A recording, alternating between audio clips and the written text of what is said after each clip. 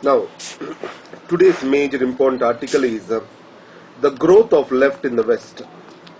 So, what are the reasons for this growth of left? Let us try to understand over here. At the same time, in India, the left is facing a slow death. What are the reasons for the left's death in India?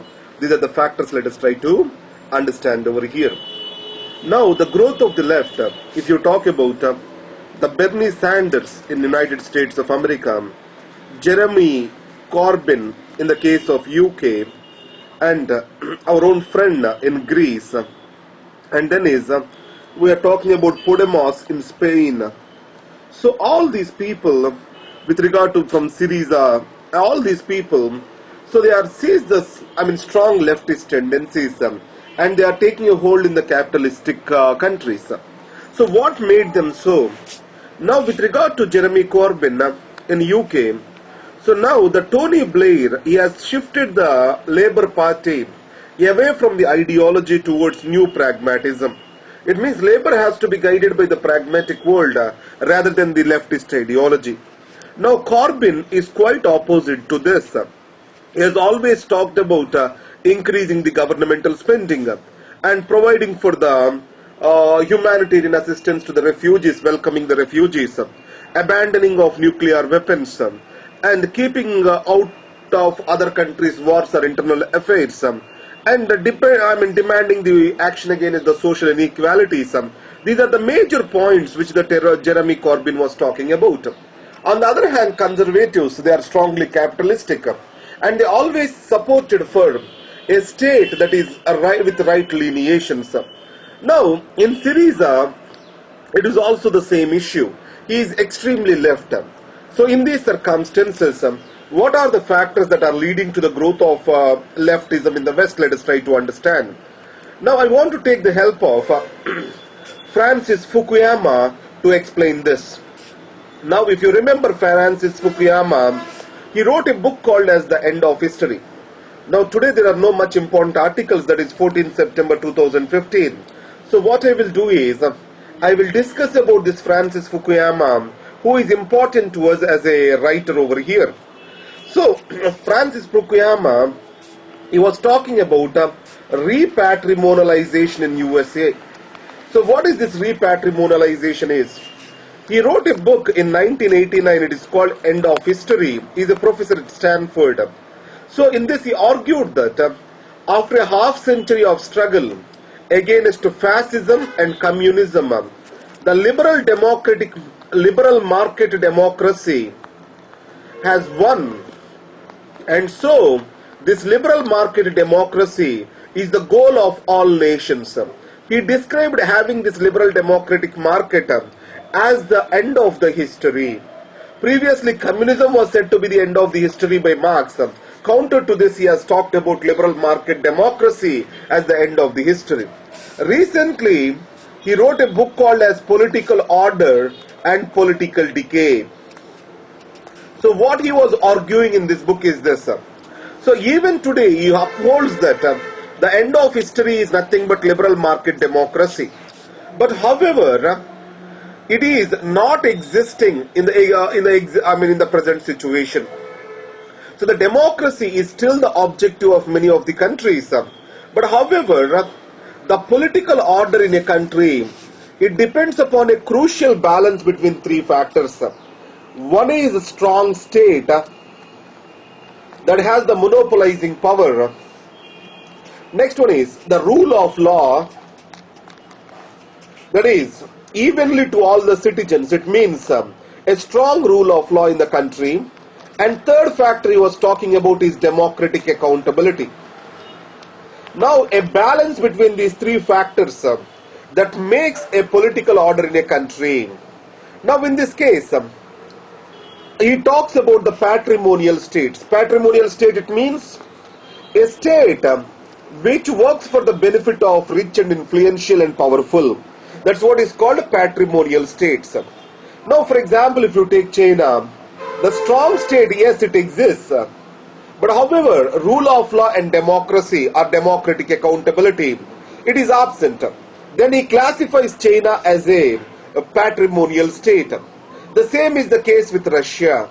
So, but however, Germany, it has a relative balance between the strong state, the rule of law, and the democratic accountability.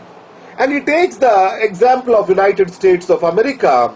Here what he says is this: there is a strong state, yes, but however in USA, he says the checks and balances that are being created, they are leading to political decay. So these are leading to something called vetocracy. So too much of veto power which was given to minority of interests, it was the reason for the decay of the politics in United States of America. It means a group of self-interested people who are organized, they can quash upon the, or they can regulate or block the benefits to the nation as a whole. A group of self-interested people, they may be rich, influential, they are going to block the benefits to the nation as a whole. This process is described as repatrimonialization. It is because of vetocracy, or he talked about rule by veto. So for example, he gave the example of battle over health care, post-crisis economic reform, tax reforms in the United States of America. So Dodd-Frank bill, all these things, these are the examples of this particular kind of vetocracy that is existing in United States of America. What he has suggested to United States of America is this: there shall be certain parliamentary type practices into the presidential system. So this is what is the term repatrimonialization exactly mean. So we can use this in public administration or governance topics. Anywhere the political stability or order, it depends upon three factors, that is strong state, rule of law, and democratic accountability. So these are the factors which are used by Firoz Gandhi in few days back in his article, used this word repatrimonialization. One of the reason for the growth of leftism is this repatrimonialization and plutocracy.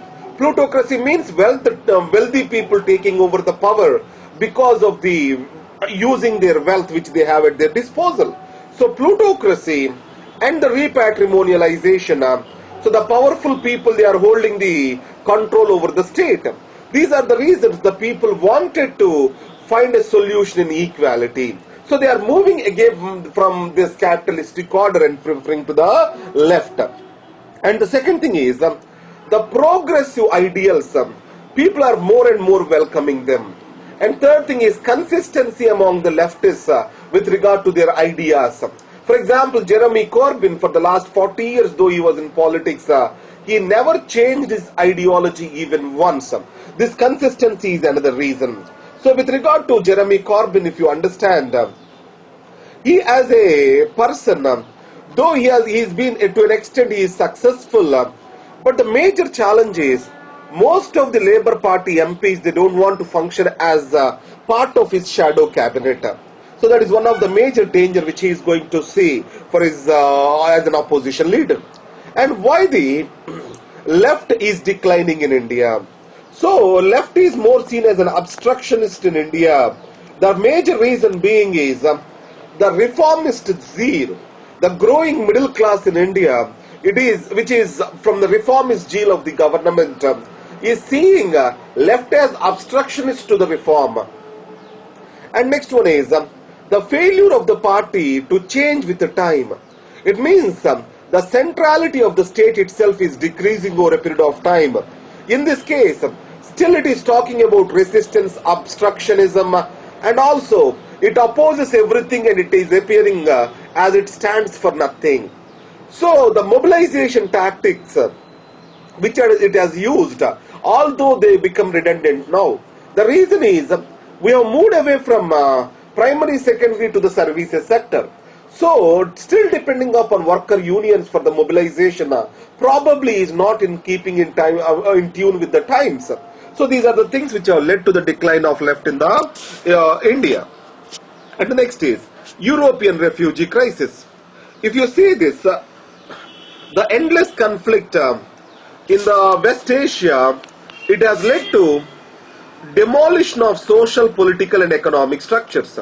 Once they are killed, the stability is killed over there. It has led to the killing of their livelihoods. So the secure livelihoods are lost due to loss of the stable order. And the second thing is, West has a self-interest in this. The major reason being the energy resources over there. Now, the third thing is, the West has a self-interest to promote the democracy too. So in the pretext of promoting the pro-democracy forces in Syria, Western countries or Western powers, they ended up giving fuel to Islamic State, growth of the Islamic State. So the growth of the Islamic State majorly is due to the instability in the area or region, and the second thing is the sectarian violence that is growing between existing countries in the entire West Asia. So that has given impetus for the Islamic State. Now, what the European Union did is, it wanted to bring in some quota system to deal with this refugee crisis. But many of the European countries, they themselves are opposed to this particular quota system over here. These are the things. And next is roads and power sector, the investments are on rise, which is a positive thing. Between June and July, there is it means the investment climate is more becoming favorable in India. So let us see what is ease of doing business index. What are the steps taken by the government to improve the ease of business index? Try to see over here. And next is ban on meat. This is a nonsense things what this government is doing. I don't want to talk about that. So it is failing to differentiate between what is the personal space, what is the role of the state with regard to the personal space and personal habits of the people. The state has nothing to do a business with those things.